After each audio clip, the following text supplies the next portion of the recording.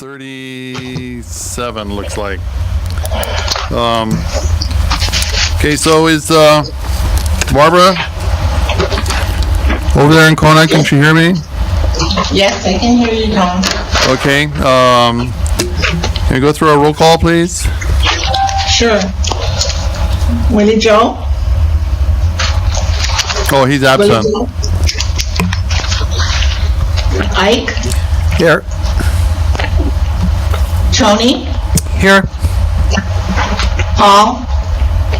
Absent. Tom? You're here. Here. Kalani? Here. Mark? Here. 1, 2, 3, 4, 5. We have 5. We have quorum, Chair. Okay, thank you.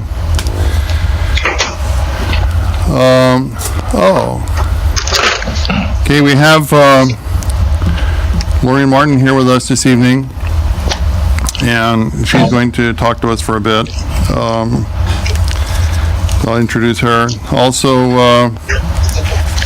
can we have somebody move to approve the minutes of 17? So moved. Move we approve the minutes. Second? Second. Mark. Ike and Mark. Okay, moved and seconded. Don't have a budget report. Discussion on the minutes. Oh, that's right. Okay, all in favor of the minutes? My name is Robert Shook. I testified the last meeting. It had to do with Ikua Purdy. Second. Let's see if I can find the section for you real quick. Okay. I did mention that when he was caught for slaughtering cattle to feed his people, when they caught him, they had beaten him so bad that he was never the same again. That is not showing in your what is this called? Minutes. It's not showing in the minutes. Okay. So we transcribed the minutes verbatim. Okay. So testimony is verbatim. Okay. So whatever you said was printed. We can go back and listen to the tape. Yeah, I'm just wanted, because it says, they caught him and they were going to hang him as a cattle rustler, and they hanged a few people along the way. Cattle rustling, today we call them invasive. It doesn't say anything about what they did to Ikua Purdy, personally. And I don't recall that, but I'll go back and look. All right, thank you. Thank you. Okay, let's get back to the minutes. All in favor of approving the minutes? Aye. Aye. Tony? Almost there. Oh.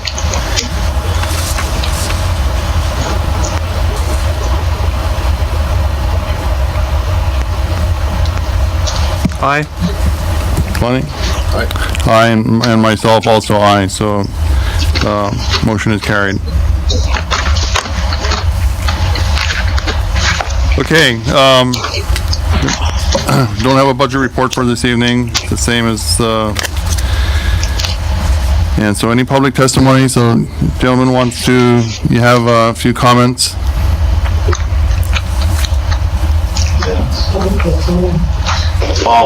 Is that me? Testimony. Basically, I'm just here to see if there's any possibility of, on this thing that I brought up on the last one with the cattle and stuff like that, if there's any possibility of land, we can probably get a hold of and maybe start or implement some kind of catch and release program.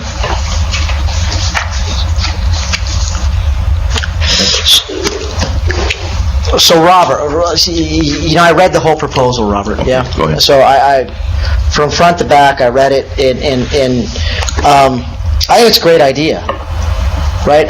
Except I'm trying to figure, last time you kind of teed it up, I read the proposal, so it would be helpful, right? How is it you want GMAC to help you? Right? Or I'm trying to figure out the ask. I don't know if you're telling us, hey, this is what we want to do, just FYI, or you're coming to GMAC and saying, hey, this is what we want to do, and I could use your help here. Perfect. Now I have something to go on, because prior to this, I had no knowledge of this at all. I'm just stepping into this.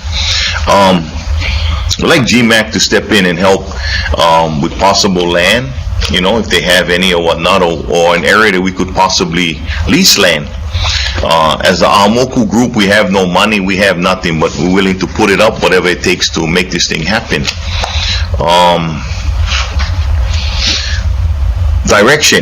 Direction would be a good thing at this point. Does anybody have suggestions on top of what was said to help get something off the ground? Does anybody have any other ideas? Through my plan or through my idea, we'll be able to employ people, if possible, with the resources that we have, using the resources that we have. And it wouldn't cost a whole lot to invest in something like this. I think they have a venture capital is what they call something like this, where you put a small amount of money to see what it can create or what it can make. We banking on animals that are already here. We banking on resources that is already here. All we got to do is find the market. And with the market, it helps produce money. This money produces jobs. This money, it creates a whole new section. Catch and release. If we have... Excuse me, Robert, I got a question. I'm going to just slow down a little bit just for our audience here, because has a few people here that weren't here before. Okay. So you're talking about the feral cattle. Feral cattle, feral sheep, feral goats, feral... everything that is considered and feral. Relocating them to some area for livestock or whatever it is, right? Management, hunting. Yeah, for feral all these cattle, areas. do you know what the classification for feral cattle is? Than feral cattle? Classification. I mean, They're considered invasive right now. Are they? Yeah, they're considered invasive. On Hawaiian homeland, they're called invasive.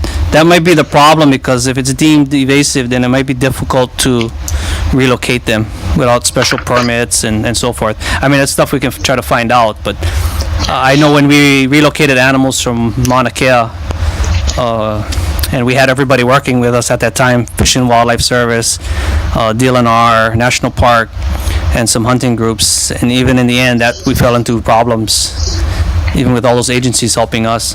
So that's one thing to keep in mind if we try to look into this a little more. I think there's two problems. One is trying to find land, and the other one is to see if legally we can relocate animals without having to do an EA or something like that. Thank you. Robert, Yeah, go ahead. we're getting off of our agenda here. That this is a discussion that should be an agenda item. What you need to do, in my request from you, is to put together a proposal that we can actually look at. And you're going to have to do some groundwork. You're going to have to find where the land could be, and then we can take that up at that time. Great ideas that you have. I mean, nobody disputes that. But we need to have a proposal. I mean, this is not a forum here. So if you can give Mark, if you see Mark, write up a proposal for him that he can forward to us, that we can then take a look at and put it on the agenda and see what we can do. All right, thank you. You bet. Thank you.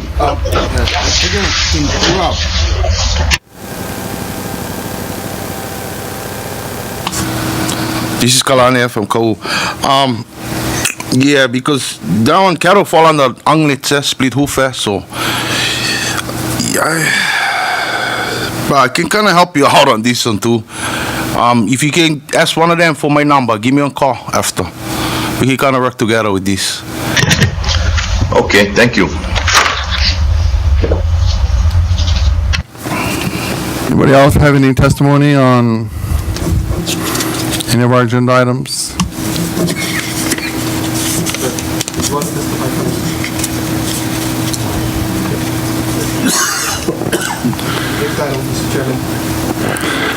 Okay, if not, I would like to invite Lori Martin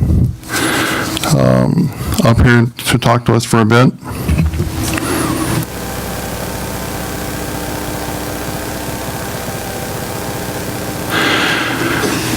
For those of you that don't know Lorraine, she is the attorney that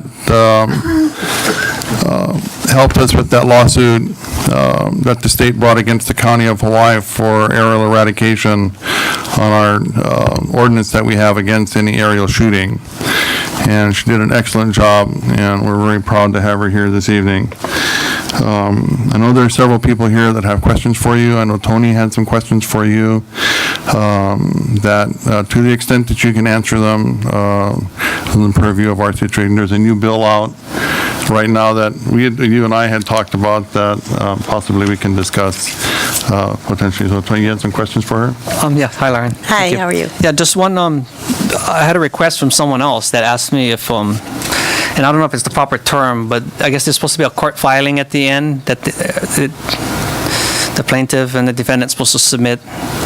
Has that been completed, or? It's been partially completed.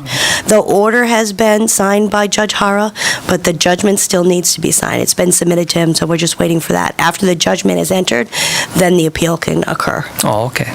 That's what I wanted to know. Thank you. Sure. One of the questions, I know you and I had talked about briefly. Sorry about that. One of the questions that you and I had talked about briefly was, where do we go from here? And there is a bill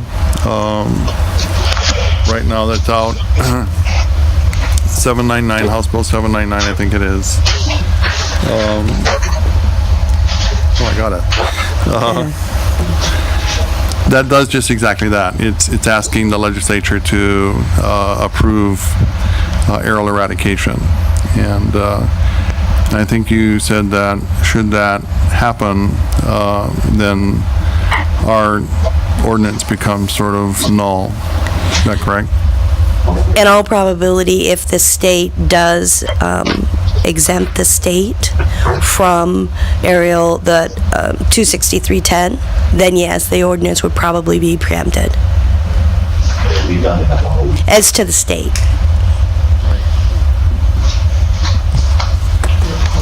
Lauren, I have one question that, in the past, and I don't know if it's something can be answered, but if DLNR was issuing permits to other agencies to conduct this stuff, I mean, how does that work too? I mean, how could they issue a permit to an illegal activity?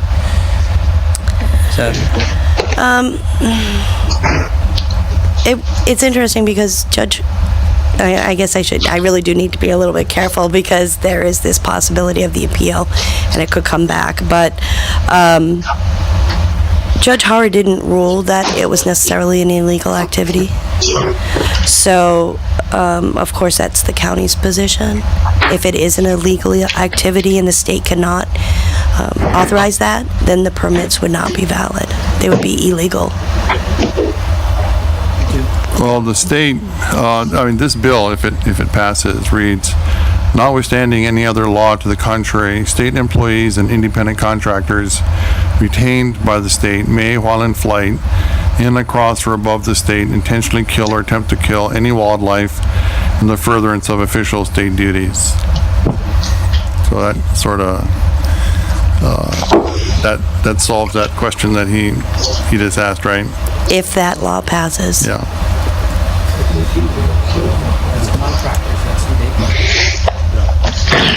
It's Mark and Kona. Go ahead. So let me just see if I understand that. What Judge Hara said was, I won't exempt you from 263-10, but I will not deem, he has not deemed prior eradication flights by DLNR a violation of the law? Judge Hara actually did not rule. He said that he did not have jurisdiction to decide whether the state was in violation or not, or whether the state could conduct aerial hunting. So basically, then it's still in limbo whether 263-10 applies to DLNR. The county says it does. They don't believe it does. That's correct, but because they filed the lawsuit and it was dismissed, even though it was on a jurisdictional ground, and now you see the state proposing this new legislation, I think there's some recognition by the state that they cannot do it, right? That they're very concerned about it. Yes, so I would connect those dots as well. So with that being said, so let's say we connect those dots, and sure enough, they are in violation of 263-10. There are penalties associated with 263-10. So, and in no way, shape, or form, I'm speaking as a private citizen now, right? Not GMAC, or I'm not asking the county to do anything. But as a private citizen, could I go after the state for all the times they have flown and eradicated, and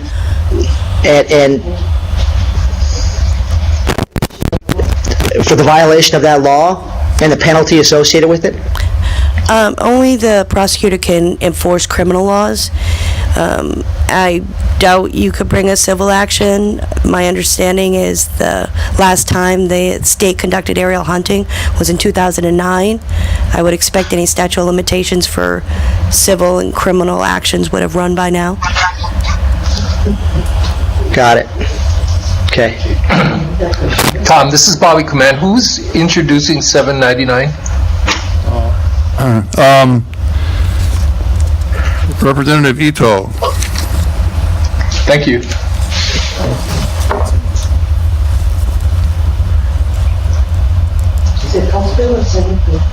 HB, House.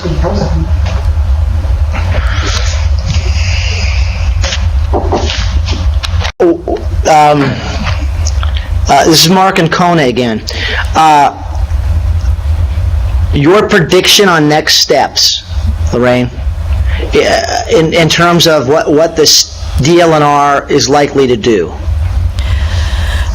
I think that they will appeal Judge Hauer's ruling, and in the meantime, it sounds like they're appealing that, they're pursuing that bill. If the bill passes, then they would probably dismiss their appeal. Got it. Got it. And where would the appeal go? To the Intermediate Court of Appeals. And that is in Honolulu? Yes, it is. Okay. And would the county be associated with that at all, or? Excuse me. Yes, we're party to the litigation, so we would continue to defend the action. Understood. Understood. All right. And when would we know the likely outcome of that, or not whether they're going to appeal or not? Oh, they have 30 days from the judgment, and we're waiting for the judgment to be entered. Understood. Understood. Thank you. You're welcome. For my own clarification, the judgment is when everybody signs off on things? Is that when the judgment becomes final? Not necessarily. It's basically the formal end of the action. So we have the order, which has been signed by Judge Hauer. It's very similar to the order, but it's a sign that the entire case is over. And until the judgment is entered, the Court of Appeals would not have jurisdiction. So, And once it's signed off, then they have 30 days. Exactly. And they can get an extension from the judge, but usually people don't need an extension. Do you have any thoughts on this? Of your own? I think we have a strong case on appeal. I think I think obviously the state probably is worried about that as well, and that's why they're pursuing the legislation, which they probably should have pursued a while ago. But there may be reasons why they didn't. Maybe they think it's not likely or maybe difficult to have the legislature approve it.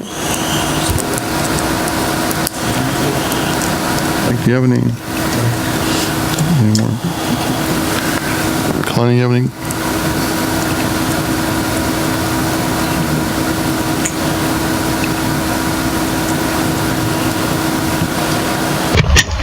Just one other quick question. General question. Are we the only county that has a no fly and shoot ordinance? I assume so, just because if there was more than one, they'd probably try and combine all the actions. All right.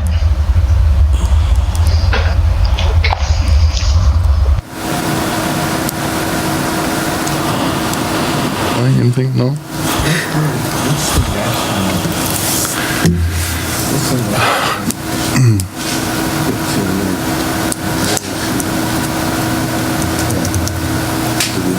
Yeah, well, 1972.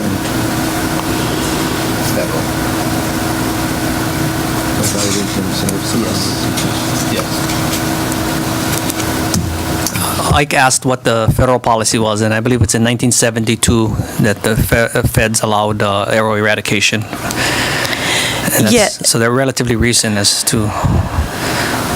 Under that Palila order, right, the consent decree, Yeah. it's permitted in the Palila habitat. Under the federal statutes, they have a ban on aerial hunting, except for the federal government, and the states are permitted to exclude themselves as well. I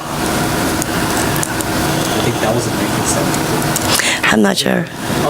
Up until that time, people were shooting bald eagles and things like that in the mainland, so they banned shooting from aircraft in 1972, except for the feds, because they needed to control wolves or other coyotes or whatever it was at that time. So.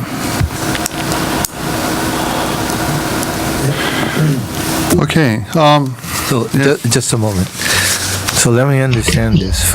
In the state of Hawaii, the federal government is allowed to aerially eradicate in the Palila habitat area.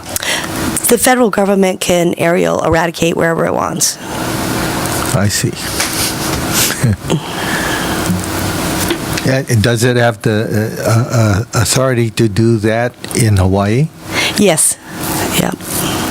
Under the supremacy clause, the federal government can make laws that are going to trump state law or local laws, and that's what they've done. They've permitted themselves to do aerial hunting. They've actually said that for Hawaii. That's the federal law. Whether they're exercising that right is another thing. So they haven't really specified for themselves that power or authority in Hawaii. It's just a general kind of... It's nationwide, the law. Is that over federal land, though, not over state land and stuff like that? I'd have to look to tell you the truth. Because in the mainland, it's mostly federal land, yeah. The Department of Land assume so. Management is I mean, federal that's- land, I mean- whereas Hawaii is state. Yeah, I would assume so. You can imagine that there would be certain constitutional rights and property rights that an individual would have, that would prevent the federal government from coming and destroying your property. Mm-hmm. But the way the law is written, my understanding is it's quite broad. Okay, thank you. I think you're right, Todd. I think that law extends to federal property like national park and wildlife areas. Anybody else? Any questions? I get one. I mean, who determines what to eradicate and when? I mean, basically, if you feel that this is a nuisance, okay, let's go and just take them out. That's the whole attitude about it. Yes, the state, and there are some, obviously there's some statutes, and this is what the state's relying on, is the DLNR's management rights, the right to manage wildlife, and that's what they're kind of hanging their hat on, is that permits them to make those kinds of decisions. And clearly, there are some rights under there for the DLNR to do that. And they're extending it because they have those management rights. That means that they can do this aerial hunting. So they, instead of work with like the public, they can decide not to and just say, no, we're not going to work with the public. We're just going to take means into our own hands. And basically, whatever anybody has as far as, like the state constitution, as far as gathering rights and what have you, and for feed their family and as a resource, or they go out the door because the state says, no, we're not going to work with them. We're not going to give nobody a chance. We're just going to take them out. So basically, that's the attitude. That's what I'm hearing. Yeah, it sounds like that is the state's attitude, but there are... I just wanted to make sure it's on record. I don't think there's anything illegal about it. There are some statutes that clearly indicate the department, the DLNR, should be working with the public and the groups interested in it, but I don't think that would create a cause of action if they didn't... Is there any records or files that is stating that they're in work with the public, and ask them if they could come out and, like, say, give them a year or two to try and see if they could do the hunting instead? Instead of just go out and do the determination? Yeah, no, there's no requirement like that I've come across. Yeah. That's what I figured. So, I have another question. Perhaps you can't answer this. Do you know when specifically these animals were determined to be invasive? Who determined that? I don't know. So some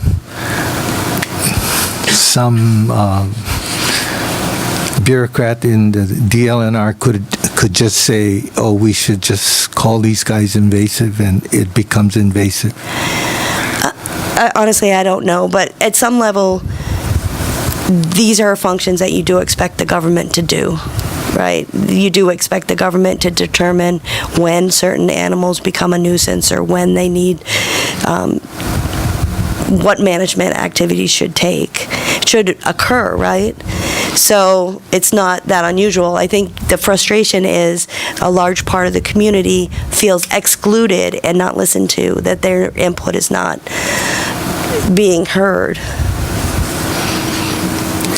That's correct. One thing about, in answer to Kalani's question, if there's federal monies involved in any of these activities, public has to be included. Now, whether they're using some other organization to satisfy that requirement, I don't know, but they're not satisfying it with us. I mean, they're not coming to our commission or hunting groups or whatever, or the CalWACs even on Kauai, and saying, hey, this is what we want to do, and we want to expend money on this project, that project, or whatever. We don't have any input into that, and we're supposed to. So that's another thing maybe we might want to discuss with the county council going down the road as well. Anyway, any other questions? Otherwise, we'll let Laureen go on with her evening. Thank you. It was a pleasure thank working you. with you all on this case, by the way. I'm sorry? It was a pleasure working with you on this case. We appreciate the work that Thank you you. did. I mean, it was excellent. I applaud you Thank you. tremendously for that. You'd feel differently if I lost, but luckily that didn't happen. Results matter, right? Yeah, exactly. All better, exactly right. Funny how it works in life. Hey, Tom, it's Mark. I still appreciate what you did, even if you did lose.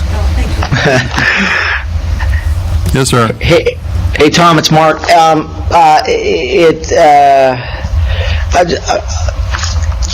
Can we spend 2 minutes on that proposed? I didn't get the bill number, the one where DLNR is asking to fly and shoot that when they deem necessary. What bill number was that again? 799. 799. Introduced by Ito? Yes. Ito. I would assume that I'd make a proposal that we come out against that bill. Well, there's no checks to it. There's no check. So I gotta go. We all should read that, right? I think one of the things that we stated when we were backing the county or helping the county put together testimony regarding 263-10, what we proposed were a check and balance to DLNR using aircraft to eradicate or call, right? Given their track record and history, there needs to be a check and balance associated with this, and letting them decide when, where, and how. I think as a group we got to come out and say, if that's the way this bill is structured and written, we can't support it, right? If there are things we can do to it to make it palatable, where there is a check and a balance, then I think maybe that goes under legislative, but some way, shape, or form, we need to see if we can either kill this bill or change it so that the public does have a little more say, or actually a lot more say. I think you're right. Let's come back to this during the legislative Okay, section. fine. Okay, Tony was going to give us an update here on finance factors, property, and where that motion or effort has moved to. Okay, well, the motion or effort is that I need to know if we're going to pursue it or not, because we're losing time and opportunity. But what happened was, we found out that U.S. Fish and Wildlife Service is pushing ahead to purchase that property. And a lot of the support that we had to try to see if the county through PONC could maybe purchase the smaller portion, so that we would have an area to have permanent access into the state reserve that's going to be eventually fenced out, landlocked. That kind of, I put the brakes on that because I guess we were behind the ball right now. It's a long process. We would need commitment to go through the PONC because it's multiple hearings at County Council, resolution that Valerie Poindexter was willing to do.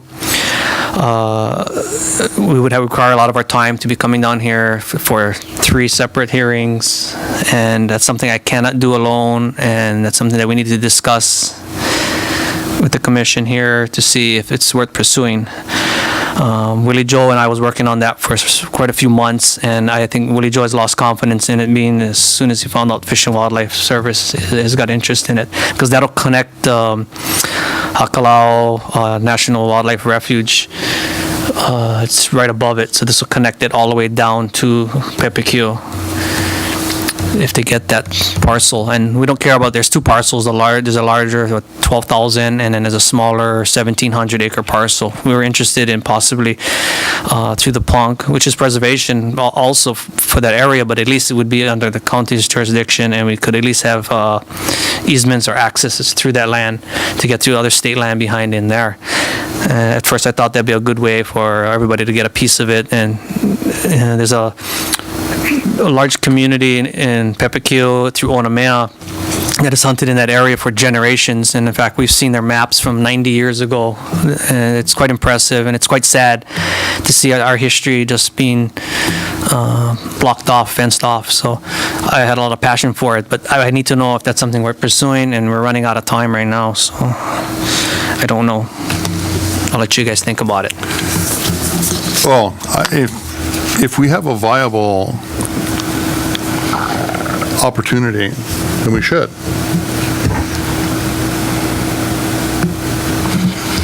I got a question on this. So, it's not state land whatsoever. It's just some property for sale. Yes. You know I'm gonna start asking for the planning department, right? I'm here. Bobby's here. Okay. Now, with the purchase, can the county, instead of purchase, can the planning kind of say something like, note it down, with the purchase of whoever buys it, that an easement of an ingress egress be provided? Because it's a county, no matter what, who gonna do what, they're gonna have to submit something to the county planning, and they're gonna have to okay it, right? Question. I think the only way that we'd be able to do that is if they were going to subdivide into more than Yeah, what's that it, whole five- 6 lots. 5 or 6 lots. Yeah. But right now, Otherwise, there wouldn't be any way that we could make that condition unless there's they were going to there's an develop existing- it or. there is an existing road right now. Well, that's the problem. There's supposed to be a county easement as part of the subdivision built below that. Yeah. It's supposed to have, but that county easement abuts right into finance factors. So you still got to cross that corner to get into the state land. So they're currently working, David Penn is currently working with finance factors to get that access. But once that land transfers ownership, if it goes under, it's got to go to the Interior Department, and I guess in their budgeting there and all that to purchase it. And would the planning somehow get involved with this too? Just in a straight land purchase, probably not. They would have to be re-subdividing, consolidating, changing the zoning, something like that before we would even get involved. So this is like, so Bobby, does Finance Factors or the previous owner already have a subdivision plan for the parcels? The lower section is. I believe the lower area on the larger lot size has a little over 1,000 acres that is zoned Ag 20. Like you said, it's divided into two pieces, right? Yes. I would think that the only thing that they would end up doing maybe is trying to consolidate that with Hakalau, you said, is right next door, right? Just above. Above. Does it abut? Yes, it does. So they might do something like that. When they come in for a subdivision, we might be able to talk to them about it. I don't know if we can require that, because it doesn't trigger any kind of requirements for public access, right? Like the six lot subdivisions. No, yeah, because the two larger parcels is conservation, and then just the lower area of the larger parcel is agriculture. Right, and I think they're making fewer lots actually, instead of more. Yeah, I think that's why it's 20-acre lots. Yeah. So But I so don't if know. they come in for a change or an amendment, don't they go through a hearing process on that? Not necessarily, not for the zoning change, yes. So, Bobby, Would the, Oh. excuse No, no. me, would the planning department be able to ask for something, given that you know that there is public interest in that? I think, yes. The simple answer is yes.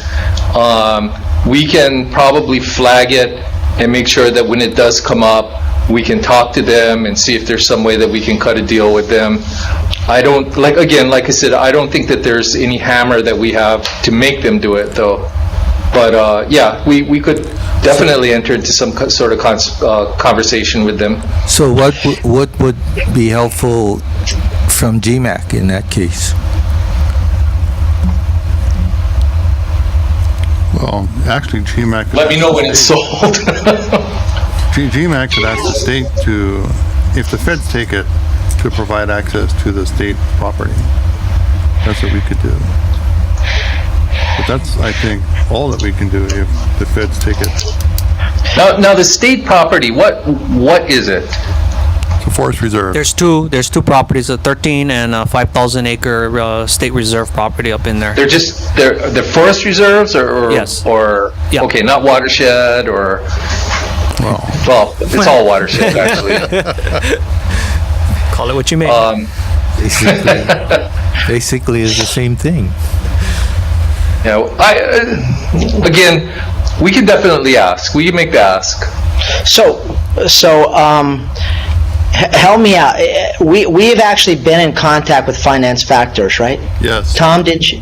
You did. And so, Bobby, hear this one out. I mean, is there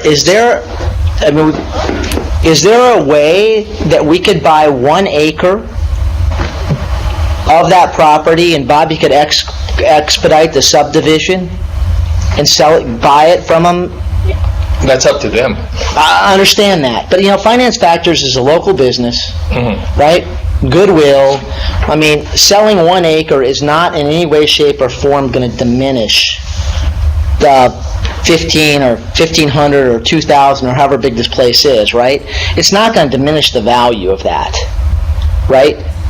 So, I mean, the question is can we go to Finance Factors and say, we want to buy 1 acre for a parking lot that allows access to the forest reserve? We got it. We're at this point of the, right, all we need is 2 feet, but we'll buy an acre for whatever. I mean, is it possible that you could actually, as planning, do that subdivision, get the acre? I mean,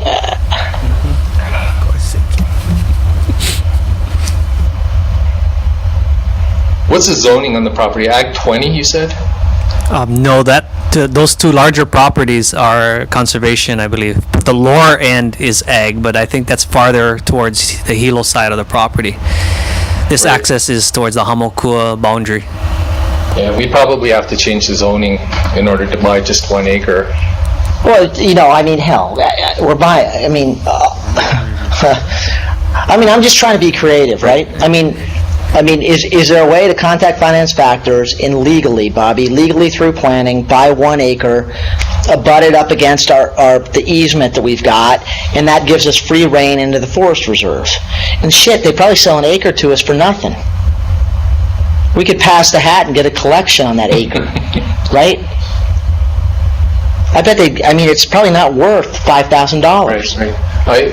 Again, we'd have to change the zoning. Smallest lot you can have is 20 acres if it's ag 20. Well, I mean, if we, so, And buy 20 acres? well, I don't know, now it's a little more expensive, right? But up there, it's probably still $100,000, right? But I'm trying to get away on the cheap here. Right. I mean, the other thing we can do, we could do, is we could condemn 1 acre. Yeah. I can't do that. Only the council can do that. Only the county council can do that. Is condemn 1 acre for access. Yeah. Right. We could ask, but That's what I like here about it. I think that's the last straw, right? So there's like 4 alternatives. Go to Ponk, which sounds like, one, it's a chunk of money, right? And probably with their limited budget, we're not going to get it done. I would probably put it pretty low on their scale. I don't know, Tony, you've been working with them, but Well, that's why I don't want to go through all the process, almost a year and a half, and, it's going to be sold by then. either be sold by then or they Possible. don't have the money for it. It's a great opportunity for the county if they're interested in it, because it is a preservation area. It is a beautiful area, so it has value in that sense for the county. I just don't know if they can absorb that with the volcano and everything going on right now.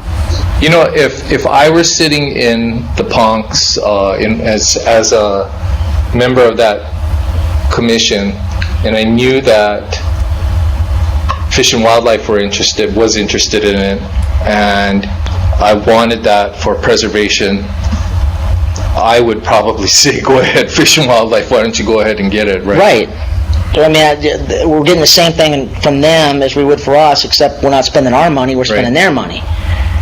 Right? But we lose the access. That's the problem. The point of it all is we lose the access. No, I totally get it, right? It's just, in Ponk's laundry list of things that they're going to accomplish, how high does this one rank? I don't know. The other way is to approach finance factors, but we'd need to say, why buy 20 if we could buy 1? Because 20 does nothing more than 1, giving us access to the forest reserve, right? Let me ask you this, and I haven't been up there, but I've seen the stuff that, it was Jordan, right, who gave us a presentation, and I've spoken to people about that property. Is it even possible to put a road through there in order to get to some sort of parking lot? Isn't there a big gulch there? Tony? Yeah, there's several pools in there. It's all gulchy. It's got bogs. It's got the whole works. It's a complete mountain ecosystem there. It's really nice. Would you even be able to build a road across that? Oh, the beginning part is all it's been reforested from plantation days. So it's sugi pine and bamboo and all that. So that's not even native. The native forest doesn't start till you get up and back away. That's why we thought at first for the feds to want to buy that, to include that as part of Hakalau refuge, it's kind of weird because there's so much mosquitoes in there. I don't know what native birds they plan on protecting until they get rid of the mosquitoes. Hey, Tony, I think what Bobby's question was, is the easement that the state has on the lot that was subdivided, right? Right, that gets us up to the corner where we almost have access to the forest reserve. Yeah. What's that property like? Can we get a road in there? A four-wheel drive road, yeah. How far is it? Because it's you got to remember, a lot of the areas, when it rains hard, you're gonna get washouts and stuff like that. So you're gonna end up having to probably put in a culvert or some type of. What's the federal specs? The infrastructure. All right.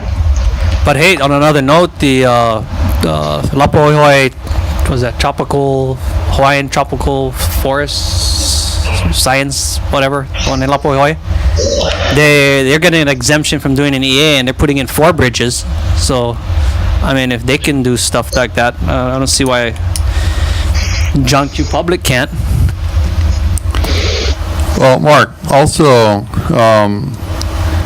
I don't think that you'd have too much trouble probably in getting the feds to provide easement into that area. They're going to want to have that place eradicated anyway, and the forest reserve, it's all part of this watershed plan, so they're going to want to have that eradicated as well. So to get easement to that is probably not going to be too difficult. It's just, are you going to drive there or walk there? That's why it's so important for U.S. Fish and Wildlife, because right now the only access, reasonable access, is Mana Road and some other long four-wheel drive routes that they have. So this would be a real short, quick access straight to the refuge there. So they have high interest in this, and they will put a road in. Again, Tony, I don't exactly understand what you're saying. They're interested in what we're interested in as well, a road up there, or? Oh yeah, right now they have to go all the way up to Mana Road to get in there. Right. But that's a different story, I mean, if you want to try and work with Fish and Wildlife and see if you could share something, if we have some sort of right-of-way or easement to their property, then you might have something, or we might have something that they want. Well, we have the easement. Yeah. So the easement is a county easement, right? So the easement that gets us to the land that's for sale. Right. And the land that's for sale abuts the national forest. Exactly. They want that land to get to Lapoihoi. Understand. But they're going to have to use the county easement. Right. So in negotiating the use of the county easement, we could probably get access into the forest reserve. It would be worth a try, yeah, definitely. Well, just tell them, bugger off, you can't use the easement, right? Not a problem, dude. Okay. Kalani, tell them.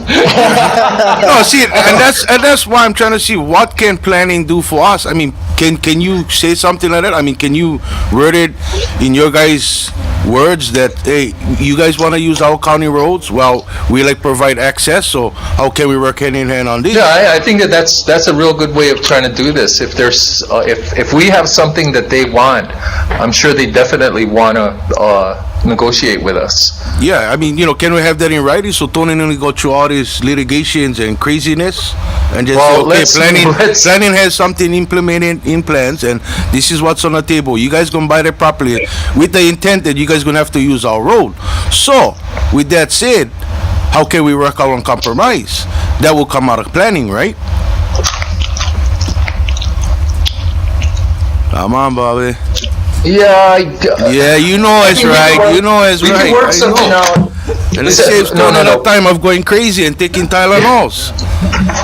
Short answer is yes. The long answer is I think we got to let them buy the property first. Otherwise, they're not. But the intent could be they're going by them. So it's just putting them on. But having planning having something in place so they know with the purchase of that property they're gonna come see you. So okay, this is what it is. We got Yes. this from GMAC stating that. Definitely, yeah. I mean, we can, again, like I said, we can't force them, but if we have something that they want, then I'm sure that we'd be happy to negotiate with them for some kind of shared access, yeah. They'll have no other access to it unless they go, Mana, right? yeah, or back into private land and then turn up into that property. How did they get into Hakalau right now? Mana. Mana Road and Orion? Right, do you know the other route to get up to the Hakalau Refuge? Only Mana Road, huh? Yeah. Come on, Bobby. Yeah. No, yes. Blair, yes, the Blair answer Road. is yes. Blair Road and Lapoy Hoy. Right. Yeah, and then, I've talked to a few ranchers before, and this is kind of one of those issues where everyone's having an issue of trying to get from the Mackay lands to the Malka lands. So, yeah, I mean, yeah, the answer is yes.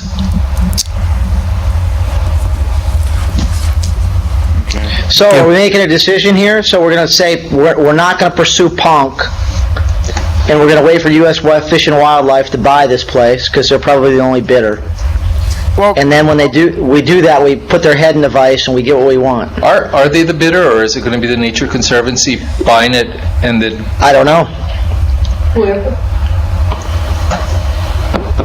to me, it's like whoever buys it, they're gonna like use their county road, so they're gonna be advised that this is one of the stipulations too, but purchasing the property that you would have to see planning, because planning has this thing about Easement. using the access road. Okay. So as long as something is implemented in planning, to me, whoever purchases the land. I have some long-term concerns about doing all of this work if in the final analysis, as Tom has already indicated, they're going to eradicate all the ungulates out of there.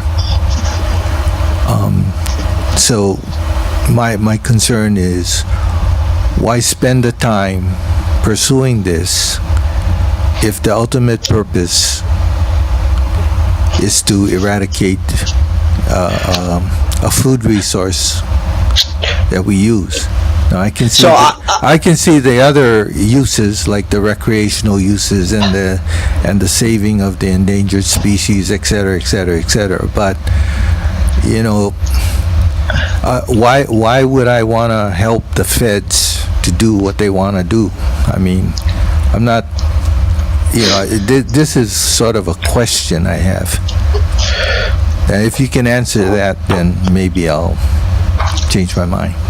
Right But now. I don't know, I mean, it's Mark and Kona. I mean, Yeah. it's private property that the private landholder can sell to whoever they want, right? Yes, but If it happens to be U.S. Fish and Wildlife, it happens to be U.S. Fish and Wildlife or the Nature Conservancy.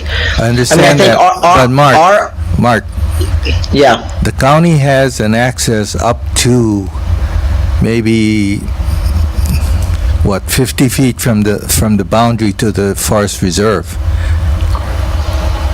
Further. Well, how many feet? 150 yards to the forest reserve, and that's the parcel that we need. And once you get that, ultimately down the road, we know that it's going to be eradicated, right? So what purpose The does it state serve? property too, you mean? Yeah, You're talking yeah. about the state property in there. All of that property. Well, I guess It's lost, right? once finance factors is fenced and everything, yeah, there's pretty much no migration of any kind, because Kamehameha School's on the Yeah. Hamakua side of that. So, and private land. yeah, you know, in the short term, it's a good thing. I can go with that, but I have some concerns about the long term impacts of all these short term decisions that we make. We're not addressing the question of losing prime hunting areas, and that's one of the things that we need to do as GMAC. We also need to take care of the gathering rights of people in that area, and we're going to lose that. So if there is some way of putting a caveat of some kind that says we get this access, but we should keep this in hunting and gathering, or as a Malcolm Mackay free access area, I can go with that. But I really have some problems when you put the effort into doing this only to lose it in the long term, which we have in the past. Well, I think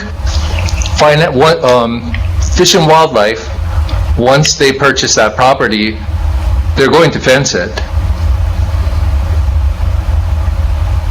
Does anyone disagree with that?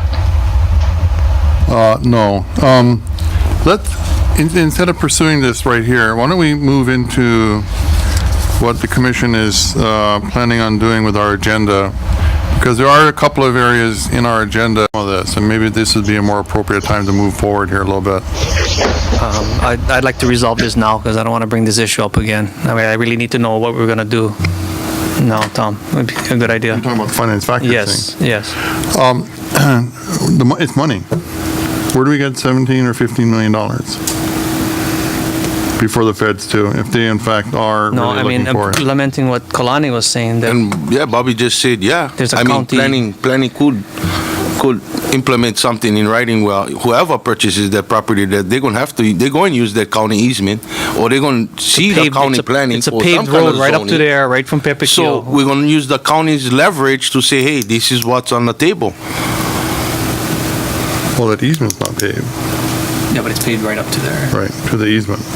And how is anyone who purchased that property, how are they going to get to it without having to go through the county easement? That's what Kalani is trying to state. So we have some. Already do that. If there's an easement there, they can already use it, right? If there's a paper road there, it's not going to be easy, right? But So it's easy for the state to say, we can use county, but county can have no say over the state. That's what I'm hearing. So county cannot tell the state what to, like, hey, this is what we own and this is what we're trying to work with our commission. But then, wait, state can say, we don't need to listen to you. We can just do what we want. That's what I'm hearing. Without even trying to implement something. Because earlier you said, yeah. you're asking 4 or 5 different questions at one time, though. No, I was asking straight up, because it's a county road and they're going to use the county road, can the county planning implement something where whoever buys their property, they're going to have to utilize that road? So can we actually have something in place that, hey, if that is the case, GMAC under the county requests that just that 150 yards be accessible to the public also. Hang on, let's hear what he has to say. Okay. And it already is accessible? If we built a road, let's back up here. There is a If road, we, right? A county easement. Yeah, the road was paved up into a point, and then this lady. The road is paved up to this point, and a lady that owns the lot just above it allowed public easement as part of the stipulation, I guess, to build that subdivision in that whole area. So she was required to, yeah. yeah, required to give that county easement. So now it's just a county easement sitting there through ivy and bamboo and Right. sugi pine and. Okay. Now enlighten me. Who required her to do that? The planning department. Oh, hallelujah. Thank you. So if you can do that to implement her, I'm saying, why can't you implement it just at 150 more yards? If she had to, because planning implemented it. That already exists up Yeah, to the but point where the road ends. Who enforced it? That lady purchasing that place and had to have that Well, ultimately, the council did, right? Right. So It was how can passed by planning law. help us to approach the council to get that ordinance in effect? No, wait. I think the access that exists today was agreed to between the planning department and the person who was asking for the subdivision. as part of the subdivision, she was asked to grant this easement, this public easement, up through her property. The problem we have is, as I understand it, is that the easement doesn't go up to the forest reserve. So there's an additional amount of space that the county, and I agree with you, the county should just ask finance factors for the additional. Finance factors already agreed to that, Well, then we should do it. but it's conditional. It's conditioned to the sale. Speak into your mic, Tom. Has already agreed to doing an easement And it's conditional to sale to whom? to whoever. Whoever buys the property may not want to honor that easement. And they don't want to, have any obstacles to any sale because of an easement that might be there. And that easement goes to a landlocked piece of property. That was the purpose of the easement, as far as I know. Is that correct? Bobby? I'm not sure. I think the easement's supposed to have gone to the state reserve property, but because it's finance factors corner and Mr. Santos' corner meet like this, That's right. it's an imaginary line. That's all you have to step over. But the easement, instead of going to that corner, it went up right over here into finance factors. So they're looking at just jumping across so many feet wide or whatever to get. Yeah, so in there. it's just it's not a great amount, right? No, not at all. How much, about how many feet? Whatever, a road, 12 feet, I guess, or whatever. It could even be a hiking trail in there. It doesn't even have to be a road. That's the other side of it. How about Mr. Santos? No, because his... No. Okay, The terrain wouldn't really permit that. right. Mr. Chairman. Given the small amount of space, I'm for the idea. I just have these long-term concerns that, This is the way I see it. Go ahead, Bob. This is Bobby. This is the way I see it. There's a road that goes up to a certain point. It ends at a gulch. For lack of a better way of describing it, it's a gulch. It's a public road. Public already has the ability to go on that road. The idea is to connect the end of that road somehow with the forest reserve.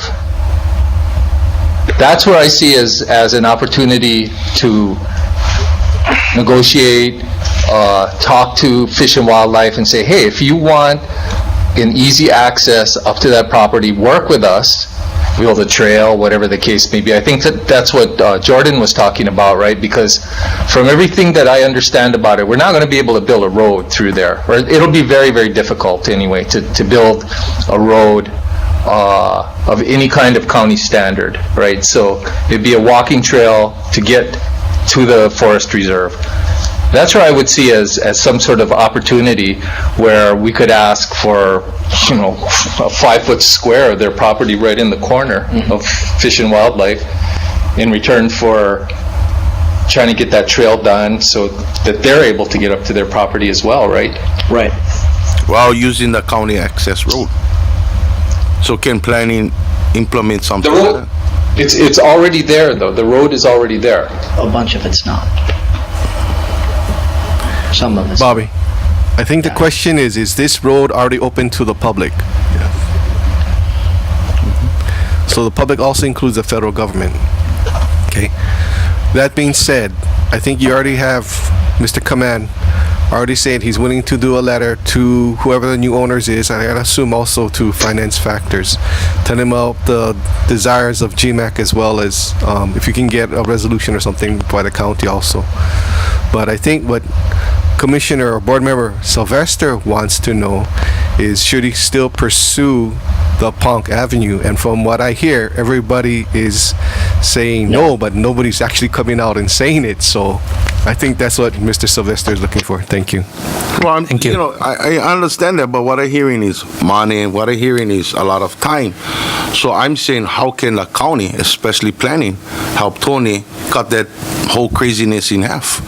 I mean, I would hate for here that he wouldn't go through all that, and then somehow, down the road, somebody from the county say, "Oh, you should have just go see this guy or this department," and they could have walked you right through, and they could have done it, and then, you know what I mean? That's all we're asking for is an advisement to how can we help Tony see this vision through without going through all the headaches. What can county do to help us implement this? Whether it's planning department, Department of Water, I mean, whoever. There's a lot of departments in the county. If it's going and getting allocated funds, fine. But who else can help him? I would help him. But I'm not going to go through all this and somebody going to burn up when I find out that I could have gone to this person and this department could have write this and let us go through all the headaches like what we went through. Only for be laughed at because, if you guys don't even go to this department, they would help us. And that's why I'm asking, how does planning come involved? So, which led to my question, which is, what can GMAC do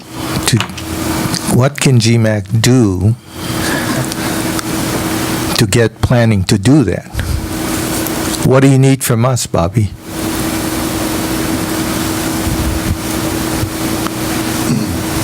Which is the same question that Kalani asked about half an hour ago, I think. Well, first, if I may, let's address the first thing that Tony wants to bring up. Do we want to go and pursue the Ponk Avenue, which would probably take another year, at least, maybe a year and a half? At least. And I don't know, and even if we do, what are the chances of Ponk coming up with 17 or 15 or 12 million dollars? No, not that much. The smaller lot? Oh, the smaller lot, Yeah. 5 million. Not even No, actually, they probably get for about assessed $1 million. The assessed value of the two lots is like 8 or 9 million. And that's 13,000 acres and then the 1,700 acre lot.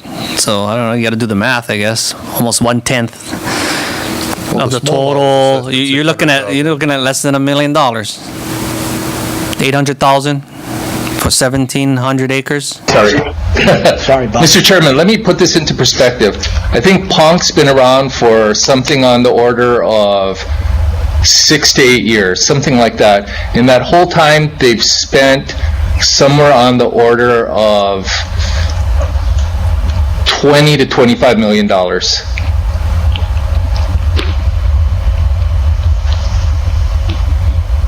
That's a couple million a year, because this smaller property would be less than $1 million. You're asking for 15 million though, aren't you? No, we're not buying the whole thing. That's the two lots. The price of the two lots is about 8 or 9 million combined. They're trying to sell it together. And Tom, do you know if they're willing to sell it separately? Yes, they are, but they prefer to sell the thing as a package. Yeah, I would think so. And they're not asking 8 million, they're asking 15. It may be assessed at 8.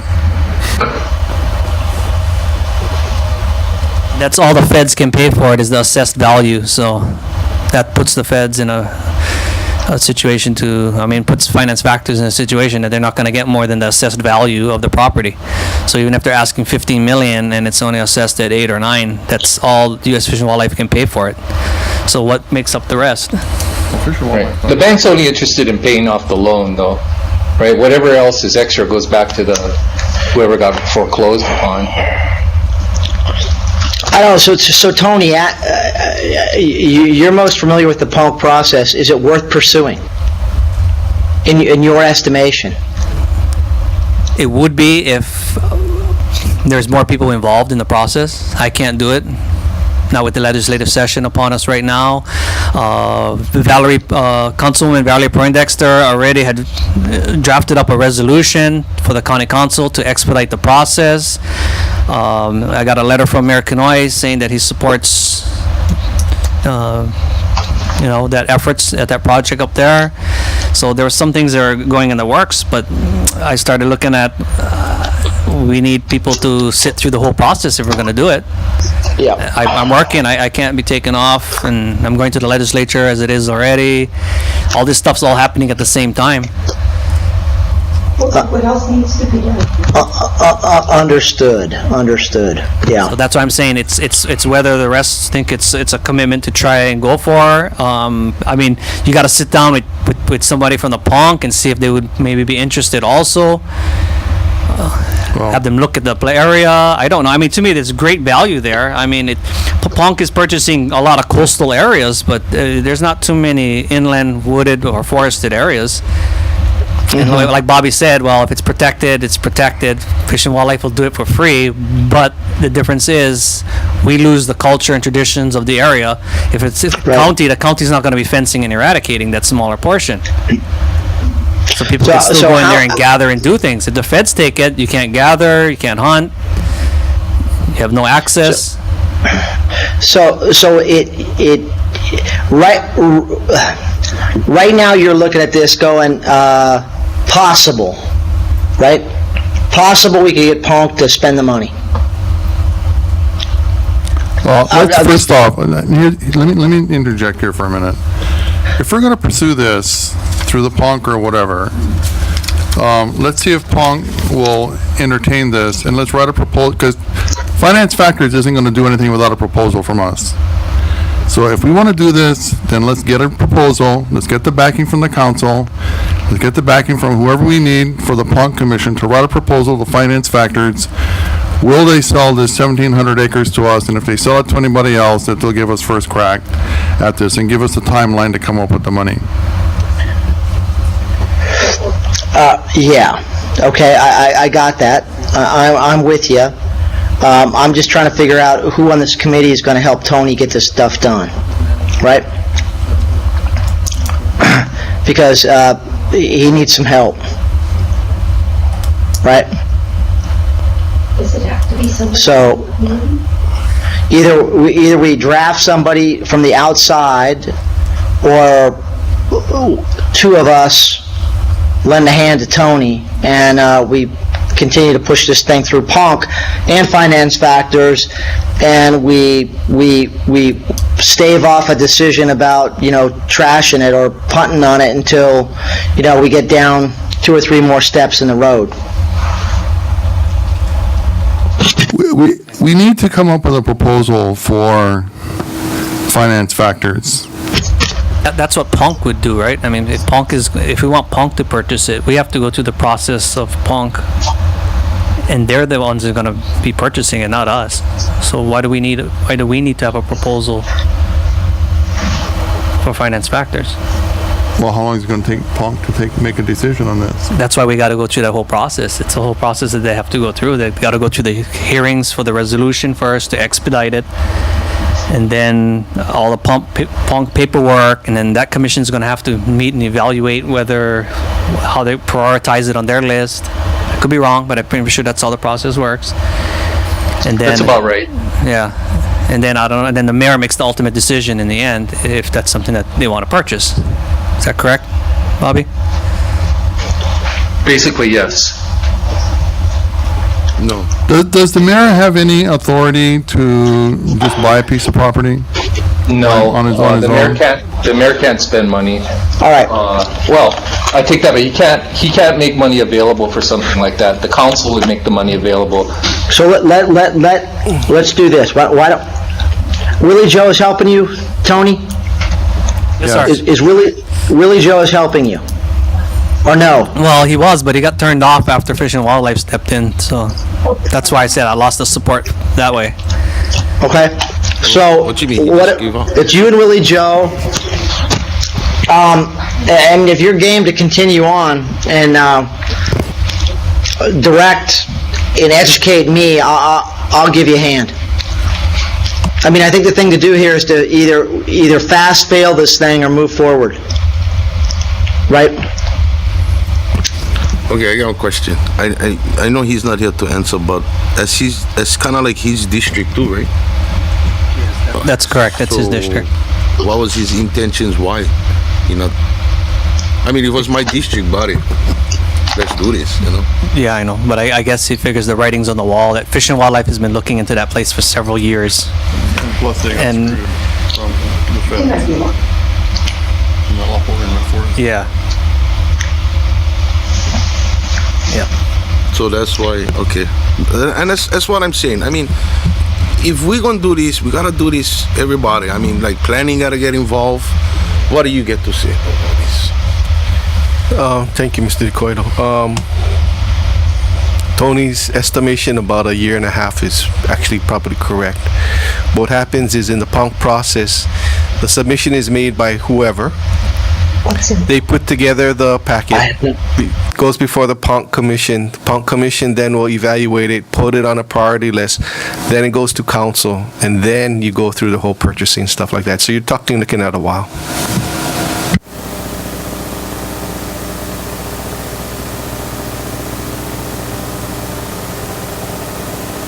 Not being discouraged. I know that's how it works because, yeah, I know that whole, you put them on the list and you prioritize yourself. I heard it for 25 years already where I work. But what I'm saying is, how can we get the county departments to expedite this in a faster form? Or just, no sound right there? I mean, you can get planning. Until the county or somebody develops that section of the road, though, you're just going to be walking in on one trail. That's what I'm saying. So I would think that U.S. Fish and Wildlife Service would eventually like to have a road access up to that point. And who would? Otherwise, where are you going to park? You got to park on the side of a road, and there's a drop off on the side of the road. And that's what the hunters do right now. And that's what I mean. So. And if you're going to have more people up there, if they're going to be doing any fencing and research, science, doing any things, where are they going to park? So let me make a proposal, right? So Kalani's right? So what we need to do is we need to get something from GMAC and Bobby to the Planning Commission saying, if we're going to develop this road further at the request of a new owner, then we need to negotiate or do our best to negotiate access for the public into the forest reserve through that recently acquired parcel, right? That's one, right? Kalani, is that right? Yeah. Yes, Yeah, that's okay. correct. So just have something. That's so correct. we don't need to go through that whole Now, process. now, Thank you. now, hang on. That's one route. We've got Bobby to say, yes, I'll do that, right? Okay, so that's a yes. The other route is, there's still an opportunity for PONC to buy that small property and we control it. The county controls it, right? We're not the whim of U.S. Fish and Wildlife. Right. Tony's question, that's why it's on here, is do we want to continue this? I cannot continue it myself. I need some help, guys. Who's going to step up and help me? Okay? So we got one done. The other one is does this group continue on and pursue the PONC route? Yes. Right? And I would say, Tony, if you, me, and Willie Joe, at one opportunity, sit down, put our brains together, think about this, you got to educate me on the PONC process, I'll help, right? And what we can do is, collectively, three of us can come back with a recommendation to say, we think it's viable, we're willing to do it, or no, it's not worth it, or we got a snowball's chance in an oven to be successful, so we're dropping it. Is that worth, I mean, can we do that? Or Tony, do you want to say punt on it now? I just don't know enough about punt. The problem is that it needs to be done like now, and legislative, I'm going to be busy till May. Honestly, I wouldn't be able to take any time off to... Well, so, but I mean, Willie Joe and I can do that. We just need to pick your brain. What's involved? What's involved? I don't know. I have the paperwork, and just contacting Valerie, Councilwoman Valerie Poindexter again, and working with Sunshine, her office assistant. Would it be worth your while to have one of the representatives of PONC come in and give you a briefing on the process and what might be on the priority list right now? That would help tremendously.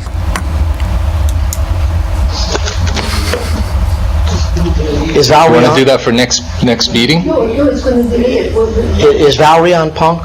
No, Can- she's is a there- council person. Can't we just have a subcommittee of 2 or 3 of us right now that could meet with somebody from Punk to discuss that? But it can't be me, so it'd have to be. That's okay. Mark, you're gonna be at the legislature too. Yeah, I mean, I'm there, Tony. I got it. We'll talk about my bill here in a minute, which is going to be a dud, right? Mark, I'll talk to Bellamy. You can form a subcommittee, But I don't want to go by my... and you have a volunteer here. I got it. I go. I go because I want to learn this process. Very good. All right, Mark. Yeah. Mark, Ike and Kalani will pursue Punk for right now, and then we can get together with them and then move forward from there. Okay. All right, we have Teresa Nakama over in Kona is dying to help out. Okay? Right? So Ike and Kalani, you got to make a determination whether you could use her help or not. All right. I will forward on her contact information to you, and it's your decision whether you guys think you can handle this on your own or you'd like Teresa to give you a hand. That sounds good. All right. So I don't need an answer now. I'll forward it on. You guys can make that decision. All right, okay, thank you. Okay, let's move into our legislative agenda for 2015. You want to start that off? Or Mark, you were talking about your dead in the water bill. Do you want to start that off? Yeah, I'll be happy to. So I was responsible for the wanton waste bill, and wanton waste at the highest level says there is value to our game animals, right? And the purpose behind a wanton waste law is you don't kill for the purpose of killing. So as a hunter, you need to make best efforts to retrieve a wounded animal, and when you shoot a game animal, you're required to retrieve it and take it into possession. Right? I think there are 48 out of 50 states in the country that have some form of wanton waste legislation. We are one of the 2 that do not.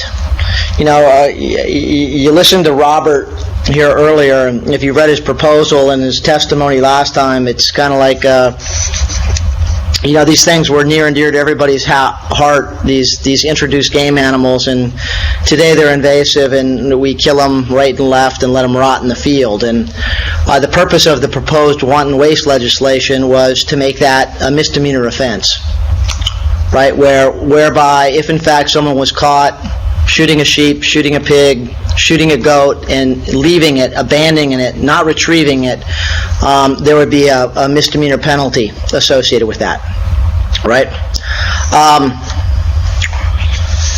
We kind of followed Colorado's language in this bill. However, the feedback from the introducing House member was that without giving DLNR an out, so to speak, because you can imagine that if you passed a wanton waste law, that DLNR during eradication and culling efforts would be subject to such a law, right? Meaning they would have to retrieve goats, sheep, pigs, anything they shot on the ground or from an aircraft. We worked on that language because the feedback was it will never get out of the Water and Land Committee unless we work that language in some fashion. And the language was crafted, and as of today, I had still not heard back from the individual that was going to submit the bill. So I think right now it's in limbo. There still might be some crafting going on it. It may not make it at all. So a little disappointing. But as soon as I find out one way or another, and I hope to find out in the next 24 to 48 hours, I'll let you guys know. Quick question. Yeah. How much of this does not have to do with aerial hunting How much of it does not have to do with DLNR? Wanton waste. Wanton waste? Yeah. Well, I think the vast majority of it does. Okay. Right? I mean, because you need to. I understand. It's a value thing, right? Yeah. It's a value. If they have no value, you shoot 'em. Most hunters embrace that, though. Yes. Yes. Yeah. Okay. Yes. Thank you. The problem with that, Bobby, is that we have a whole group of what they call poachers. I mean, they have a hunting license, but they're not hunters. And they also go out there and they shoot whatever they want and cut the head off and take a nice head home and things like that. So there's a lot of that going on also. And it doesn't help anybody. It doesn't help us. And, you know, it's... Is that a problem? Is it a big problem? Absolutely. It does happen. Yeah. Okay. Thank you. It's not been introduced yet, it's just been drafted. Okay, Tony, you want to, Mr. Sylvester, you want to move forward on your, Okay, yeah, we have a state game commission bill, which I haven't gotten a number assigned to it yet, because it's still in the process. We have till Thursday is the cutoff date for a bill submitted, so we don't have that number yet. It's a really good bill, but there is a couple of bills here. It wasn't introduced, I mean, it wasn't us putting it together, and it wasn't DLNR. I clarified that today, and it's HB 440 and HB 514. And I wanted us to look at it and talk a little about it, decide if that's going to be something that we're going to support or what we're going to do. There's some really good things in here, and there's some unknowns. So I think if we have a chance to look over it real quick, we don't have to make a decision now, I guess, but it just kind of remember that this has already gone through the first reading, so this stuff will probably be coming back already by next week or in the next 2 weeks, and start working through the process. So we don't have too much time. By the time the next meeting comes around, this will probably be crossing over to the Senate already. And it would be nice if we decide we want to support it or just comment on it is also a possibility. We don't have to support or oppose, but we could make comments. well, 440 is a bill that has $4 million to the watershed. Yeah, essentially, right? Bill 440 starts off with $4 million for, what do they call it? Activity. Just double-sided? Okay. Yeah, it's $4 million for 2015, 2016, and the same sum for 2016, 2017 for watershed management plans. And then the next part is 1.5 million for fire prevention and some invasive species, mainly plant and fuel load control, which I think is really good. And 1 million for, let's see, 1 million for access and trails and everything, and I think that's also really, really good too, because there's not much money going into access and trails. My only reservation towards this, regardless, even the 4 million to watershed, because this doesn't specifically say exactly how the money is going to be spent, and I think this is just a thrown-in bill for cushion. What I wanted to know was what is going to be put into the governor's package for watershed protection. The rainfall as a forest is currently dead right now, but so now it's going under forest conservation and watershed plans. So I don't know like I said, the governor's package, what dollar amount is going to be assigned for that. And if that's going to be 5 million and then they're going to get 4 million off of this and get their 9 million, I think they were getting 8.5 million or so a year to do that, then I don't know. That's one reservation. But I would like to see this bill at least explain. There's nothing to hold anything accountable. It's just asking for money, and it doesn't say that, they got to report to the legislature, right, to see how the money is being spent or what specifically is going to be spent in each of those areas: fire prevention, access and trails, and watershed protection. So, Do you know who introduced the bill? yeah, second to the last page, I think this was Evans, possibly, and it has quite a few signatures on here. Had Onishi on here from our island, Nakashima. So I have some concerns. First of all, the title of the bill. A lot of times what you have are bills that hold places, and the general nature of the title kind of makes me nervous because it's really general. That means they can gut this bill and put in anything they want later on, as long as it relates to land and natural resources. Exactly. And then the second thing I have a problem on is I don't have any definitions as it speaks to things like conservation, forest conservation. What does that mean? What is meant by expanded ranges of invasive species? The specificity of what species they're talking about. The other thing that I have a question about is, it's been a while since I've been involved in this kind of stuff. So, isn't it usually practice that when bills are introduced, they're supposed to be one subject only and not multiple subjects? I'm asking this of the Corp Counsel. So this.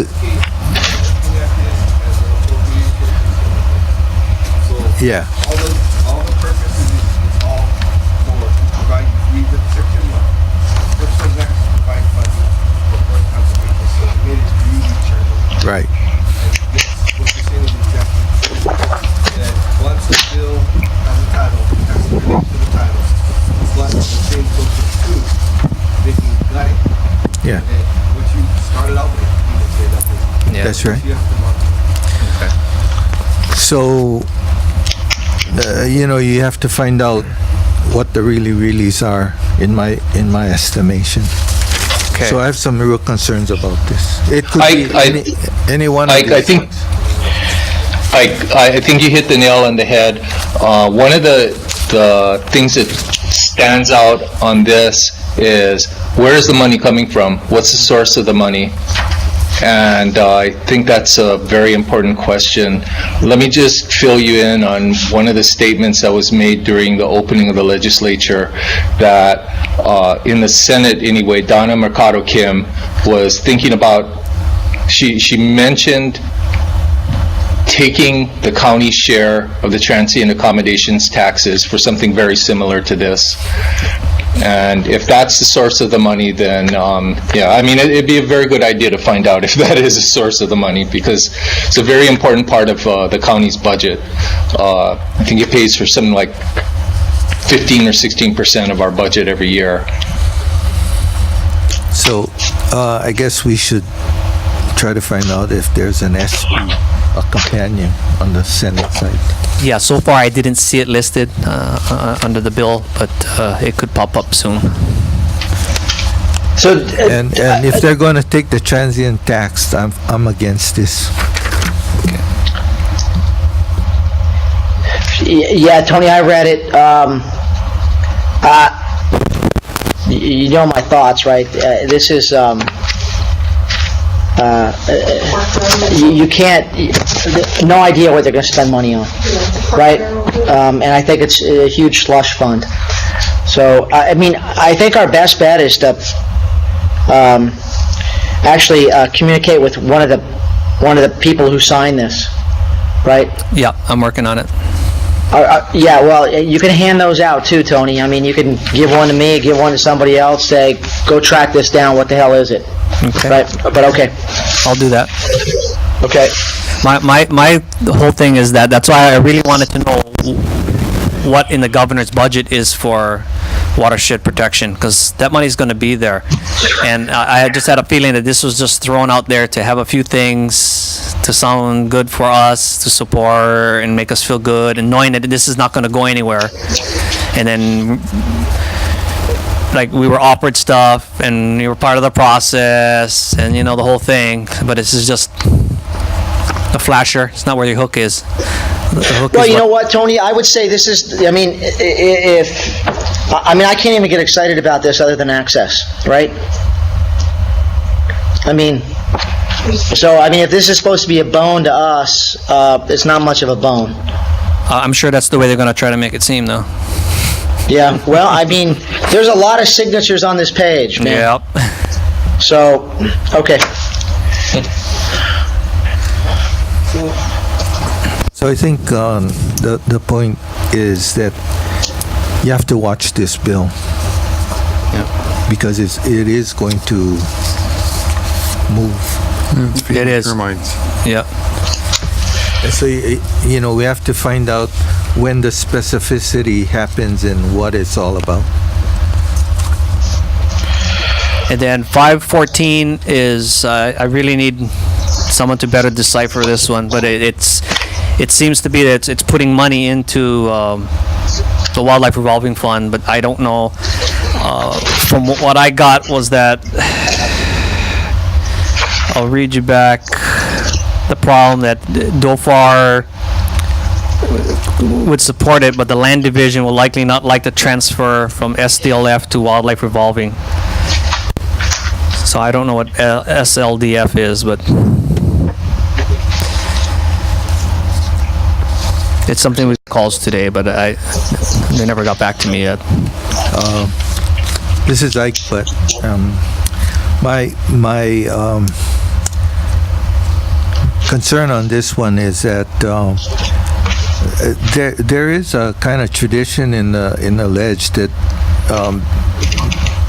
that says that they don't like setting up special funds. So the fact that they are suggesting the setting up of special funds is a flag to me.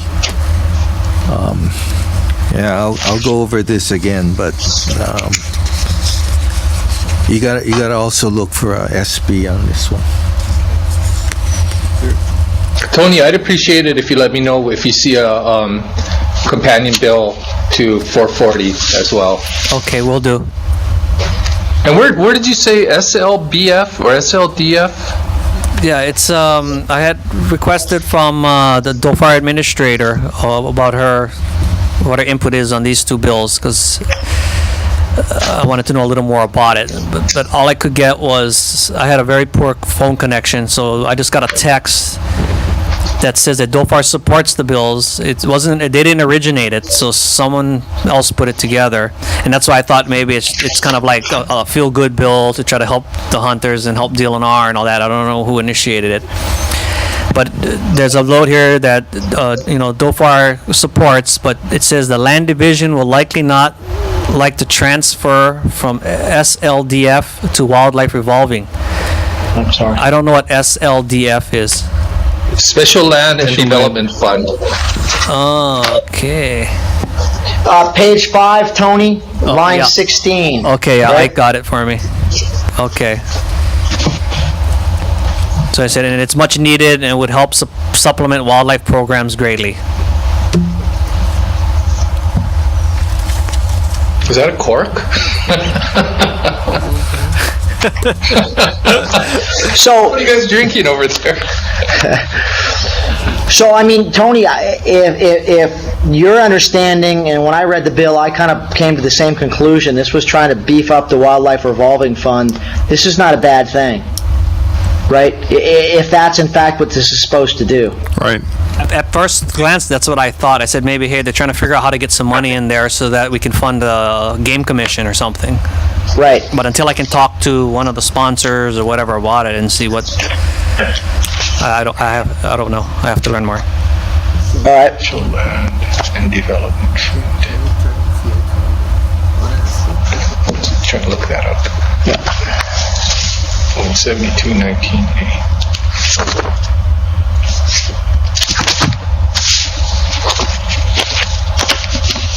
Are they talking?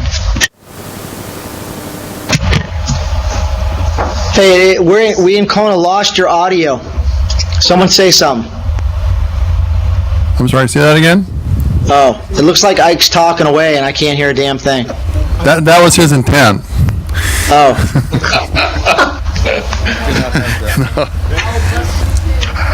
Okay, yeah, no, Ike asked, is the Wildlife Revolving Fund connected to the U.S. Fish and Wildlife Pittman Robertson funds? And the way that it is connected to Pittman Robertson is that any funds that Pittman Robertson uses as a match that is for wildlife comes the way the 183D-10 is written right now, which is the Wildlife Revolving Fund.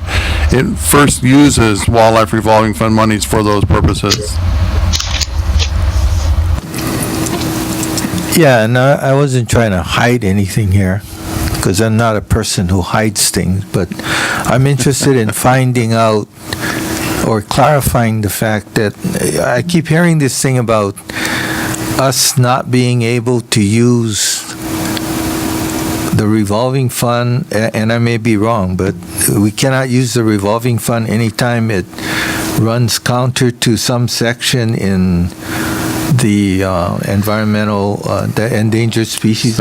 Section 7. What happens is That's anytime... what I was trying to get clarification on. Okay, anytime that federal monies are used here in Hawaii, they try to keep it from being used for enhanced game mammals. Right. So that's what the issue is. And so if our Wildlife Revolving Fund money is matching this stuff, right, and that money comes right now just from you and I, from our hunting licenses and any fees that come out of the stamp fees and what have you.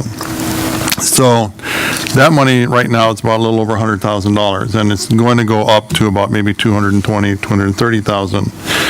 And we can use that money to enhance game, right? As long as there's no federal money attached to it. So we could use it, but when there's federal dollar attached to it, then you have this caveat we're having to deal with. That's what this bill is trying to do, right? Could be. Increase that amount. So my question to Tom was, isn't this what this bill is trying to do, is increase the Wildlife Revolving Fund? So if it's going to run counter to, counter to the provisions under that Endangered Species Act, I mean, then this money is going elsewhere.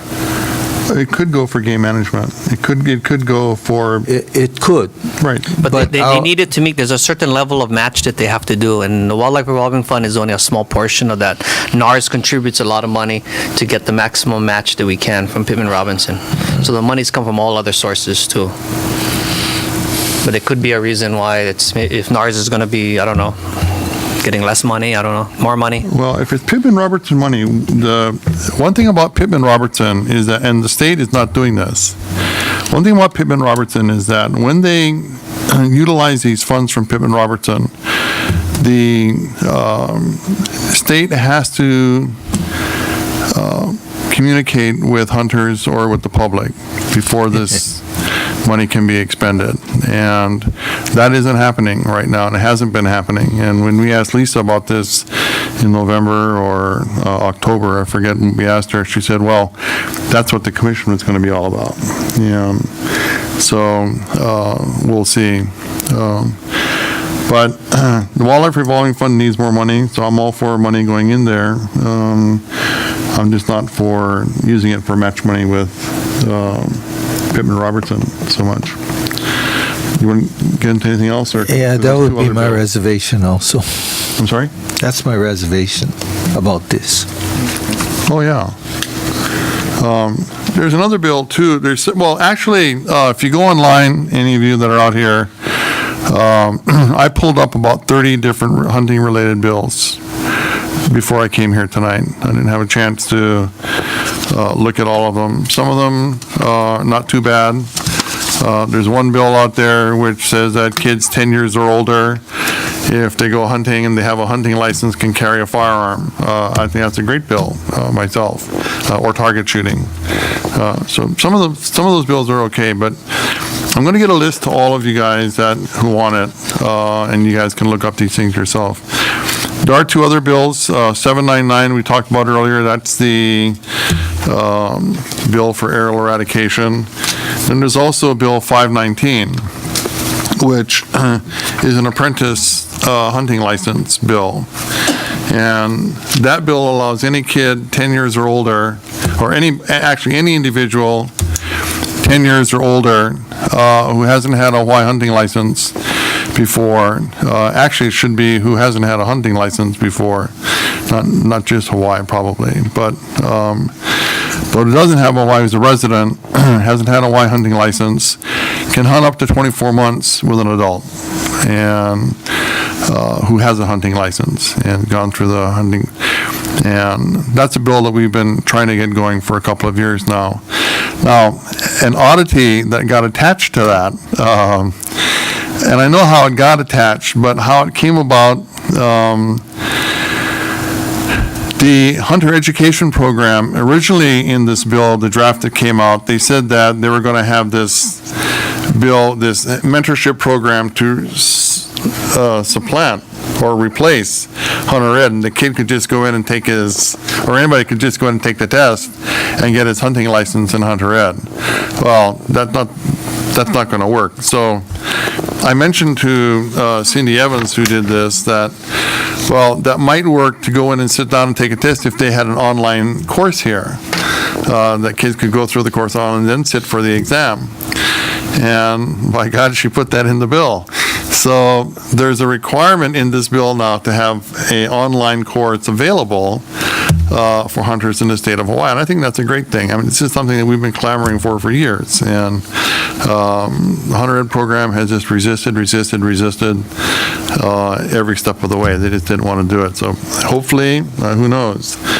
But that's Bill 519. We'd like to have your support for that. Just want to get more kids out there.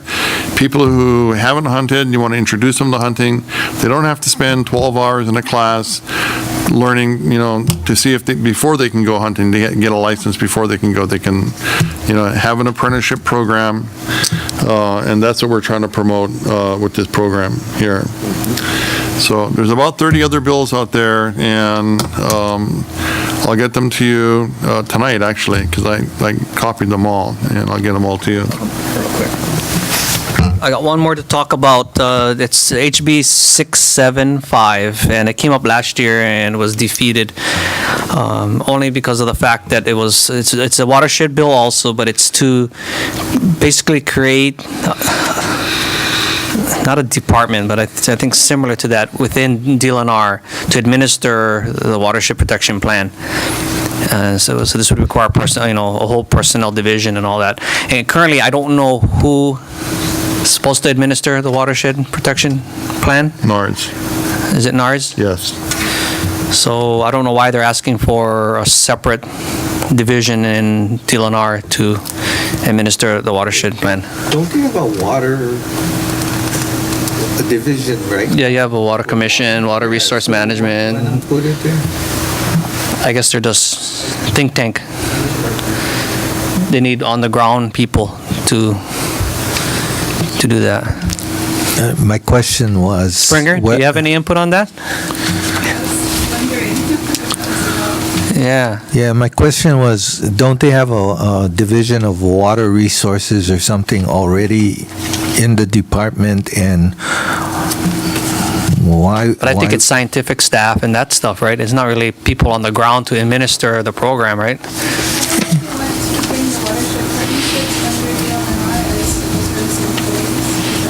Yeah, I think that's what it is. Yeah. A warm body. It's pretty vague the way it's written too, and it's probably why it died last year also. Yeah. 675. 675. Yeah, you guys can look it up. Sorry, I didn't run out of ink. We can reimburse you. You will. Oh, there's a 647. That's a sandalwood bill, and that one's quite interesting because I think they want to make penalties for damaging or cutting sandalwood, which is probably kind of late. They should have done that years ago. I guess my only concern is that what is going to be defined as damage. Yeah, I mean, if a ungulate goes and chews on it, then you're going to be held responsible, or the landowner, or whatever, if it does. So that's the things that I'd like to clarification.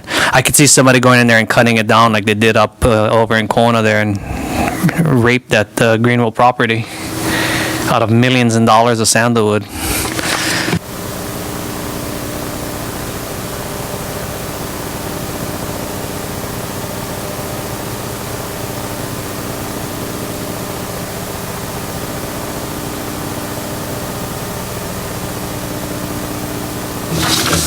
Sorry, I'm not trying to hide anything. If we don't have, twice, yes. If we don't have any other discussion on our agenda for the legislative season, I'll move on to new business. Anybody have any new business? I have a question. Did Mark and Tony get reappointed? Yeah, that was another, I didn't even know about it. Nobody even told us. And the county council had our confirmation hearing and wondering where we were and all, and it's hard to wonder where we were when nobody told me. Nobody called, Yeah, nobody emailed. let me address that. It's the second time I now. apologize that it happened. Normally, I wouldn't be the one who let you know that you're supposed to go before the county council, but it didn't happen, and on behalf of the county, I apologize. You will have another opportunity, and it's probably going to be next week, either Monday or Tuesday. Let me double check again, but the committees, I think, meet on Monday, and the council meets on Tuesday. Just got to go one time, show face. You don't have to go to the final one. Okay, I'll be in the legislation. Okay. All right, no new business. Any committee reports for anybody? I have, it's not really a committee report, but I want to ask our commission here, our members, to contact your county council person from your district and ask for their support testimony for our bills when they come up. I did that with mine already, so if you guys can do that with your district council person, I would appreciate that. And we're going to have kind of a draft testimony that you can submit to them so that everybody's on the same page and they know what we're talking about. And I have some already if you're interested. But Tom, you're going to do the one for the commission. I have one for a separate organization. Okay. And Tony, real quick, just before you go there, you won't be available on Tuesday or Wednesday? I'm joking, but you know how it goes. Legislative session's on. I'm going to get that call any day now. Yeah, okay. Okay. Thank you. You can go in my place, Bobby. You can vouch for me. And Mark. I'd be happy to. Okay, any reports from the commissioners? Any other districts? No? Okay, next meeting tentatively scheduled for February 23rd. Same for March, will be on the 23rd. And if there's no further business, we are concluded. Move to adjourn. Second. All right, All in favor? we are. Aye. Okay, we're concluded. I was going to ask a question because somebody asked me this question.